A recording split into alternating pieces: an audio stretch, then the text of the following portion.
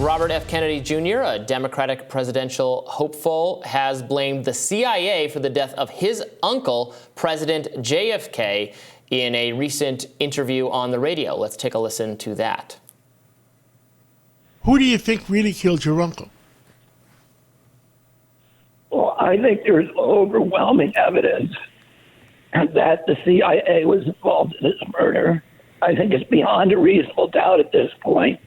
People, who question that. So I don't agree that it is beyond a reasonable doubt, like proven, et cetera, that the CIA was involved. What I do appreciate is that the government might have known more than it was telling us for a long time, was very not transparent about releasing the files. Some of them have now finally been released. We should know everything that the government determined about this case. If anyone out there is less familiar with the JFK assassination, the official story understanding, the official narrative, and you can disagree with it if you want, is that Lee Harvey Oswald acted alone, shot JFK, was motivated by pro-Soviet and pro-Cuba Castro kind of ideology. He had also killed a right-wing judge, and he was going after Kennedy for being too anti-communist, but had also struggled in his personal life, and that, again, toxic mixture of maybe ideology, maybe kind of crazy, that seems to provoke violence, which we were talking about in an earlier segment. Yeah. Now, the thing that obviously raised people's alarm bells was then he himself was killed by another guy, by Jack Ruby, whose stated motivation was actually out of a loyalty and a fondness for Kennedy, and he was so sad that this had happened. So it looked like to a lot of people like a cover-up. Involvement by the CIA has been alleged. Involvement by Vice President Lyndon Johnson. Involvement by communists. Involvement by the mafia. All sorts of things.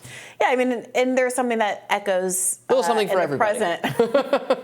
there are fun contemporary echoes of the idea that somehow Russia should maybe do it is a thread. People who are kind of the ideological enemies, let's say, of the American deep state are being blamed for these kinds of actions. At that time, obviously, right. Cuba, Russia, Soviets were enemy number one.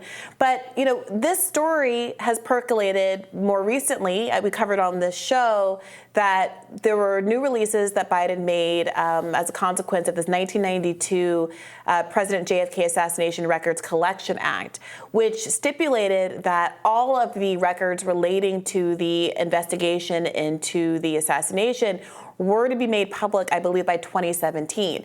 Now, that was when Trump was in office. He released some of the records, but not all of the records, and they've been coming out in drips and drabs since then.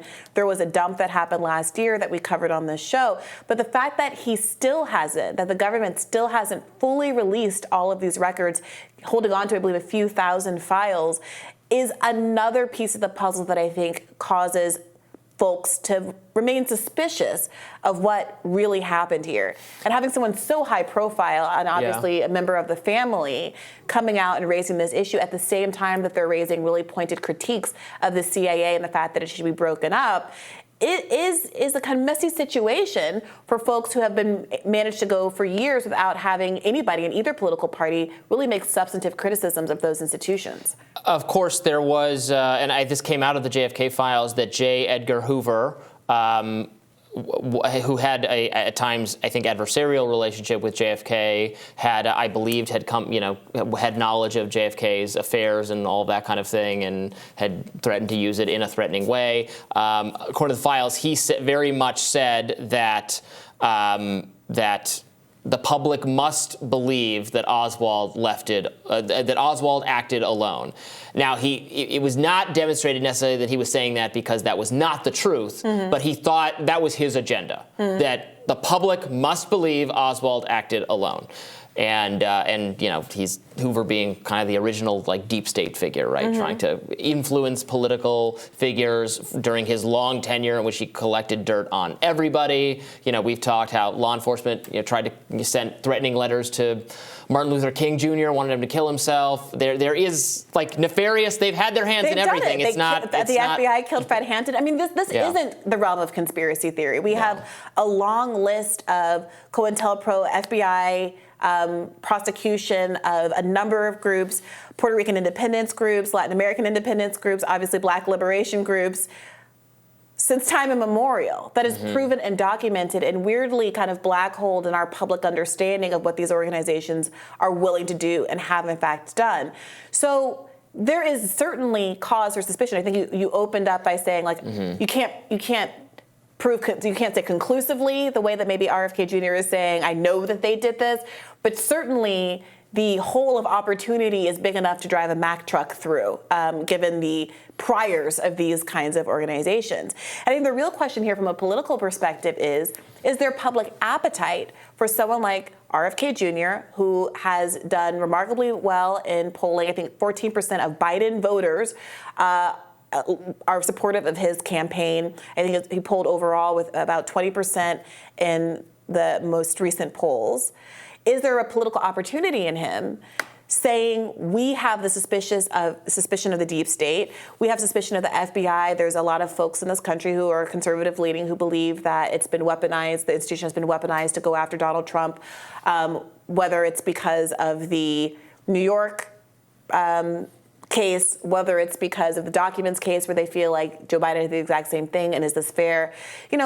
Is there real political opportunity in being bold enough not only to say we need to do something about the CIA and FBI and limit their power, but also to call upon your own family's personal history of potentially being assassinated by these very groups to lend credibility to that cause? I'm just reading this great NBC News article on the JFK files that points out Soviet officials thought the assassination was a conspiracy on the part of the ultra-right to start a coup and worried that some irresponsible general might shoot a missile at the Soviet Union. And then apparently in these documents is a list of ways the CIA had considered for killing Fidel Castro. Poison pills in a drink, hiring a mobster. One contemplated giving Castro a skin diving suit contaminated with a fungus. Another called for planting a seashell filled with explosives in an area where Castro went diving. Oh, what a beautiful shell. I will listen to the ocean. Kaboom! I mean, what's crazy about this, we write spy movies. We watch these things as though they're fantasy, but they're based in reality. I mean, there is a left critique and a right critique at this point of America's regime change wars, the way that we pick future presidents of countries like Ukraine. If you look to the Victoria Nuland recording, openly plotting about who was going to be put in charge of the country following the 2014 coup, and over and over again. So the idea that kind of world building and extra outside of the democratic system would be happening internationally, but never come to bear in the United States, especially given the sheer volume of assassinations that we had in the 1960s. I mean, Marianne Williamson has said repeatedly how much she feels like kind of the public momentum and the movement momentum that existed from the workers' movements in the 30s and 40s through the civil rights movement of the 50s and 60s, women liberation, gay liberation, et cetera, were ultimately stymied, and that the energy was really effectively quashed by these assassinations and the fact that people felt like no matter how successful we are through democratic means, from legitimate protests and through appealing to the public consensus or creating public consensus. What assassinations are you talking about here? JFK, RFK, sure. MLK, I thought Malcolm you were saying X, like assassinations Fred of Hampton. activists. Well, that happened too at a lower profile level. Fred Hampton being one of them. I don't know who Fred Hampton is. Black Power movement was assassinated by the FBI in his home. There's been a number of movies made about it recently. With the fellow from Get Out, whose name I'm missing right now because I can never have that kind of recall. But the point is that has happened, and the feeling was, well, even if we do everything we're supposed to do, even if we organize, even if we get our movements together, even if we get people elected to the President of the United States of America, but ultimately they will be stopped, can really take the heart out of people's efforts to try. Yeah. And then you just say, well, I guess I got to go work my desk job and see if I can afford a mortgage and a Beamer. And then we had the 80s. I don't know that people should be that demoralized. Political officials, at least, getting assassinated in the U.S. is not a very typical thing to happen, although it was a ugly decade. The Black Panther building was firebombed. Right. Malcolm X's home was firebombed. I mean, they were going after people's families, and these deep state institutions had their fingerprints on a lot of it, documented, not in a conspiratorial way. The FBI killed Fred Hampton. You know, they had informants in Black Panthers. They had informants in KKK groups.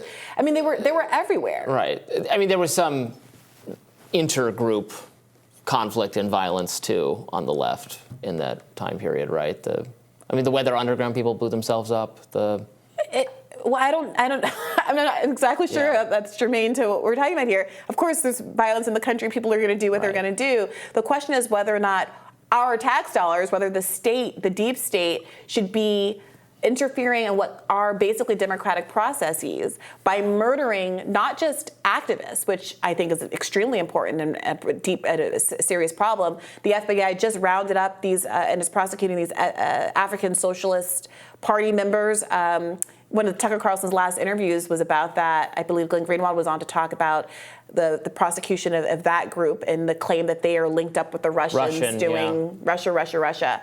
But if it is true that they are implicated in the killing of both JFK and RFK, the idea that the people voted and they made a decision, and ultimately if that decision is too far, whatever direction you think he was too far in, too far left, too not insufficiently supportive of Palestine, whatever it was, that choice could be made for the American public by a man with a gun.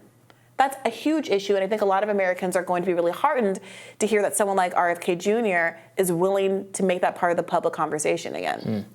Well, that does it for us for today. Thank you for watching, and please tune in to Rising again tomorrow. We'll be back at the desk, and you can like, share, subscribe, etc., do all that good stuff, and we'll see you back here tomorrow.